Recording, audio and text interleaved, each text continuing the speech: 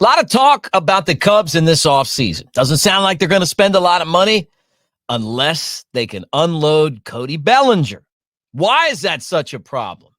It's because of his contract, according to Bob Nightingale of the USA Today and one of the best columnists in baseball. We're going to talk about that, some possibilities, what these Cubs are doing, and all the offseason hot stove talk right here on the Cubs Baseball channel. Thanks for being here, guys. Like, subscribe, thumbs up. Go Cubs. Let's get the show started.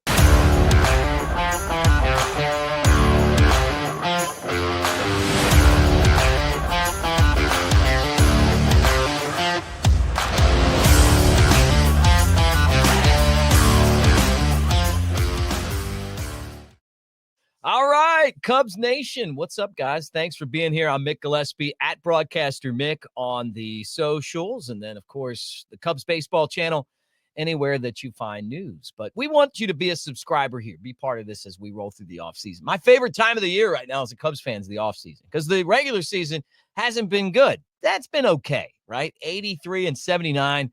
And now we're being told that the Cubs aren't going to spend any money. But and we can get rid of Cody Bellinger, well, maybe we might have a little money to spend. You know, why is that? Well, I mean, I talked about it yesterday. I mean, it's because you're kind of saddled with some of these other contracts and you have no trade clauses with some guys. So, like Ian Happ, you probably would move him at that, at that position. It's not that he's a bad player, but you got a whole organization full of left fielders you can throw in there, guys that can play left field and put up about the same production, maybe a little bit less, but for the money, that he's getting paid, you could probably pay about $1 million and not be that far off as far as what you're getting back. So Cubs aren't trading him. They're not trading Seiya Suzuki. No trade clauses there. They don't have Mike Tauchman anymore. And I know a lot of you guys aren't happy about that, but there's no room for him. You got Cody Bellinger opting back in. We all thought he was going to opt out until he looked at what was out there. And then all of a sudden it realized that, hey, he opted back in. And so Bob Nightingale talked about this. Basically, he said that that the Cubs have shopped Cody Bellinger all over the place and that nobody wants him. He said that the reason why is that he hit 266, 18 home runs, 78 runs batted in, and he's owed $27.5 million. What really hit me, though, what struck me about the whole thing was that he's owed $27.5 million, and that's $1.5 million more than Bryce Harper. Look, I like Cody Bellinger. I do. But I don't like him as much as I like Bryce Harper. I mean, Bryce Harper is in the elite of the elite in baseball, in my opinion. Cody Bellinger is a good player, right? Bryce Harper is in the lineup every day. He is a threat to go deep every time he comes up. Cody Bellinger is a good player, right? And it's one of those things. And look, the contract that, the long-term contract that Bryce got is a much better contract than Bellinger. I mean, just because it's a bigger contract, right? It's the one that Belly wanted and he didn't get. So you got to give his agent, Scott Boras, some credit here because once again, maybe he didn't win what we thought he wanted last year in the contract, negotiation stages. And we thought it was a good deal just because, we thought he wanted $2.5 million, $2 million, or $2.5 million, $200 million, maybe more, maybe right around there, whatever. And 3 years where you're not stuck with him forever is pretty good. But when you look at it, through the year and to think that, man, I mean, you're paying him Bryce Harper money, that's going to make it tough for him to sell. And then the other part about this, which I didn't know, and these contracts are pretty complicated, but it's $25 million or $5 million buyout if he opts out in 2026. So basically, you got to pay him $5 million if he doesn't come back, right? So at worst or best, however you want to look at it, it's $32.5 million, and that's if he goes. And then if he comes back, it's $52.5 million, and he's putting up decent numbers. 18 home runs, 78 batted in, 266. Now, part of this, and I disagree with one thing, and it's not that I disagree, but he was hurt some last year. He didn't play a whole season. He played 130 games. It's a 162 game season. The other thing I like about him is the way that he plays the game. I mean, the guy shows up every day. You can't take that away from him. He plays the game the right way, plays with a smile on his face. He loves being out there. He's a good player, but he's not Bryce Harper, and he's not worth Bryce Harper money, or at least he wasn't last year, maybe the year before that. But at the end of the day, it's about winning. And we've had him for 2 years, and we haven't won. And that's it. So you put your resources in other areas, or you add to it. But with this front office on a 1-year deal now, they're not going to go out there and write blank checks. It's just not going to happen. That's what you do when you say, hey, look, I got Theo Epstein now.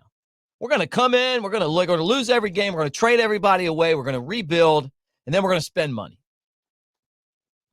That's not what's going on. They had this chance to go out and trade these guys, all the star players, bring back players, and then they strap themselves with these contracts where you can't play the young players that you went out and traded to get, talent for your star players. So you have to get rid of Patrick Wisdom, and you have to get rid of Mike Tauchman. You don't have a choice, because you got to play these guys. They're all in AAA waiting. Yeah, the Owen Casey's and the Alexander Canarios and the Kevin Alcantara even made it up last year. He's not going to break the camp with the team, but you know what? He's on the 40-man he played last year. You got Matt Shaw. You got James Triantos. They put them all in AAA, and that forces you, and that's what they're saying, that they're supposed to be ready to play now, or at least close to it. So anyway, could they trade Cody Bellinger? Well, the one team would be a great fit either way is the New York Yankees. And we got into that yesterday. So maybe the Yankees don't get Juan Soto. They get outbid by the Mets. And then they say, hey, you know what? We'll take him. We'll take him. He's just what we want. And he would fit in well with the Yankees. He'd look good in the Yankees uniform. They don't care about the money, which is, honestly, to me, I'm a little surprised at the way that things are. You look at the Mets, you look at the Yankees, you look at the Dodgers, and then you look at the Cubs, right? And this is just, it's a criticism of the fact that you are in a big market, but it's also maybe not a criticism, because maybe what you're saying is we're going to see what happens, and we're going to save our resources for the next guy that comes in. And the Ricketts family, and you guys, I know you can call them cheap, you can call them whatever you want. They are 1 for 1 in hiring GMs. I feel like they went out and hired Theo Epstein. Jed Hoyer was kind of the guy that was there. He just slid into the job. So I'm not counting him in that. I'm just keeping him in the Theo Epstein mix. But if they go out full search, hopefully they nail it. Or hopefully Jed Hoyer wins this year, and we're not even talking about that. He's got 1 year left in his presidential GM running baseball team career if he doesn't win. So there's a lot of pressure there. So if they're not going to give him the money to go out and spend, then he's going to have to get rid of Bellinger. And this contract isn't a contract that teams want to pay, except maybe the Yankees. So prepare for this. We're not getting a whole lot back in this deal. Ain't going to be one of those deals where you're getting a bunch of talent back if they pick up this contract. It'd basically be, we signed him, we're taking him. Here's a couple of people to save face for you, right? People, maybe some guys you just want to get rid of, right? That's what I'm thinking. I think the Yankees have all the leverage in this deal if it happens. Then the Cubs could go out and look at an Alex Bregman. They could look at somebody else. We're hearing that the Blue Jays aren't shopping Vlad Guerrero Jr., but if they did, the Cubs would be a good fit for that. For him, I think so. Yeah, I think the Cubs could work out a pretty good deal. I think you have to trade Michael Busch if you're going to get Vlad Guerrero in a deal, because you're going to give him first base, and then if you're Cubs, you go and sign him to a long-term deal. You don't just go ahead and trade for him. You got to sign him and keep him around. So that's what's so interesting about where they are right now. It's not one of those seasons where Like I look at the Dodgers, and I think that the Dodgers have their front office set up. They got it exactly the way that they want it, and they're not afraid to go out and spend as much money as they need to. All they want to do is just dominate baseball, which is crazy that they're even in the talks for people like Juan Soto. The Corbin Burns, everybody thinks he's going there. Think about the money that they're putting out there. But they're trying to become the team to beat in baseball. And they've been there. They won it this year, and they're going to be set up to win for years to come because they got a good farm system. And then on top of that, they're going out and spending a ton of money. But part of that is that they got an excellent TV network. They did it the right way. They got ahead of the kind of the way that things are set up as far as like the business part of it. But it's good. And I think we lose track of it. It's like, it's worth watching. The team's good. The broadcast is good. The ancillary stuff's good. Just putting a logo on something and telling people to go out there and talk doesn't mean that it's good. That's it. And they're making a ton of money off of that. And they got a big market. But you know what? We got a big market too. So it's going to be interesting. Like I said, I've said that a million times. I'm just so curious to see what moves are going to happen or if anything's going to happen. I mean, who thought that they were going to go out the Cubs and get Craig Counsell? And I thought that was a great move.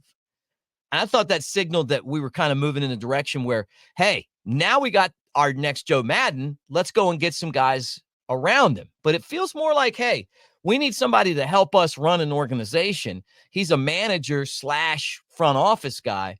And let's take advantage of his ability to help build organizations. And I think that's one of the good things I really like about Craig Counsell. And I noticed a difference last year with his input. So we'll find out kind of how this thing progresses, and it could be just a lot of smoke as far as who the Cubs and how much money they're willing to spend. I mean, they could go and jump in feet first on a couple of these guys and totally blow people out of the water. I just don't think that's going to happen. Anyway, thank you. Comment section. You guys tell me what you want to talk about. We'll get into that. We're keeping an eye on everything going on in the market. I guess we're all kind of pulling if you want the Cubs to have money to spend in free agency, that Juan Soto goes to the Mets, and the market may be sitting back and waiting for a Juan Soto deal to happen. Remember last year with Shohei Ohtani, it was like we just waited, and then Ohtani signed, and then that opened up everything else after that. So a lot of times baseball's winter meetings, which are coming up early December, are that like you start seeing a bunch of deals happen. And if I'm Jed Hoyer, I'm probably making a lot of moves here because I'm feeling the pressure of all the work that I've put in with the Cubs, with the Sox, with the Red Sox, with the Padres, everything I've worked for in my career. If he doesn't feel it, then I don't know what to tell him, because it's so clear to me that it's do or die time. And, maybe you pull off a couple trades that help your team. You win, you prove yourself, you get a contract, and you stick around for a while. Some of the best free agents, some of the best performances are when guys have their backs up against the wall. So, we'll see what happens. Anyway, thank you guys. Comment section, hit it there. Appreciate it. Like, subscribe, thumbs up, Cubs baseball channel. Talk to you again tomorrow. Go Cubs.